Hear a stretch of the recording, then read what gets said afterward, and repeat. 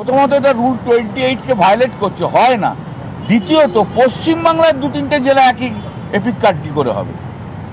এখন তো আপনারা জানেন যে election commission has made it a rule so far West Bengal is concern, 7বার 8বার করে নির্বাচন করবে, 7বার 8বার করে মানে ওই ফেজে নির্বাচন হবে।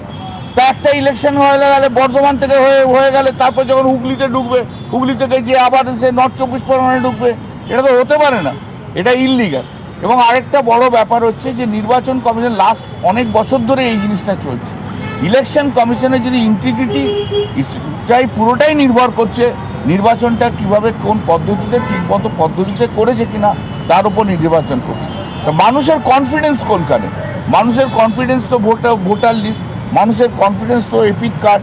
সেই কনফিডেন্সটা যদি নষ্ট হয়ে যায় তাহলে ইলেকশনটা যে সত্যিকারের কতটা ফেয়ার হলো সেটার প্রতি একটা বিভিন্ন প্রশ্ন থেকে যাচ্ছে। সেই প্রশ্নগুলোর কোনো উত্তর নেই। আমরা যখন নির্বাচন কমিশনের কাছে আজকে কথা বলেছি, আমাদের entire delegated team, they have not given any definite answer, তারা কোনো নির্দিষ্ট উত্তর দেয়নি। এবং যখন আমরা বলেছি যে আমরা আপনাদের প্রেসে বলেছেন 30শে এপ্রিলের মধ্যে করবো, দে হ্যাভ সেড যে 30শে এপ্রিলটা বাড়াতেও পারি।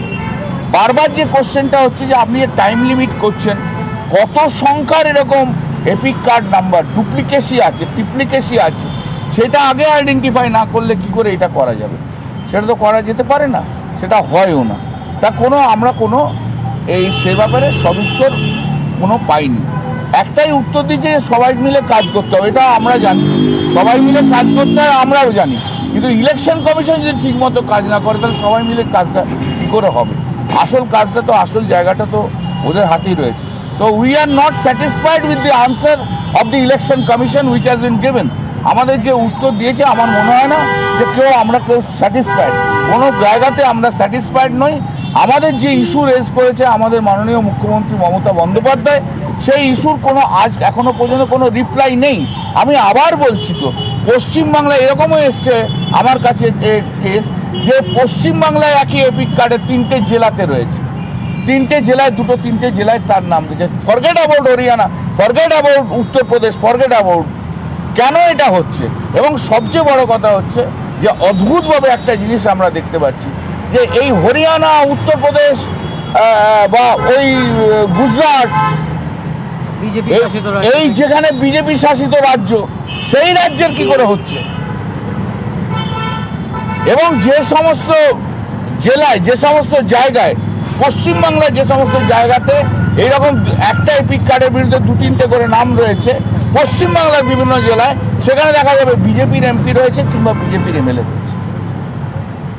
তাহলে গোটাটাই আসছে বিজেপি ওরিয়েন্টেড জায়গা থেকে এই সমস্যাটা তৈরি করা হচ্ছে।